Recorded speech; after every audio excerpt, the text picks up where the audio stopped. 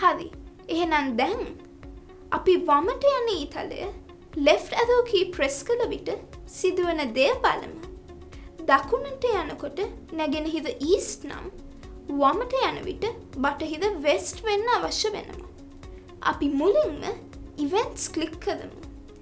දැන් මේ when up press block එක drag කරලා workspace එකෙන් තියමු. දැන් left arrow key එක press කළ විට සිදුවන දේ නිර්මාණය කරන නිසා මේ up කියන වචනය ළඟ තියෙන පුංචි ඊතලේ ක්ලික් කරලා අපි left තෝරමු. ඊළඟට sprites කියන වචනය මත ක්ලික් කරන්න.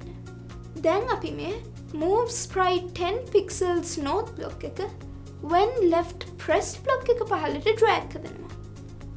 ඉන්පසු මේ ඊතලය මත ක්ලික් කරලා මේ ලැබෙන sprites වලින් නිවැරදි sprite එක වෙන ළමයා තෝරන්න. ඊළඟට මම pixels කියන වචනයට ඉදිරියෙන් තියෙන කොටුවේ 50 විදිහට ටයිප් කරගන්නවා. කලින් මම කිව්වා left arrow key press කළ විට බටහිරට ගමන් කරන්න අවශ්‍යයි කියලා. එහෙනම් මම මේ පුංචි ඊතලේ උඩ ක්ලික් කරලා දිශාව west ලෙස වෙනස් කරගන්නවා.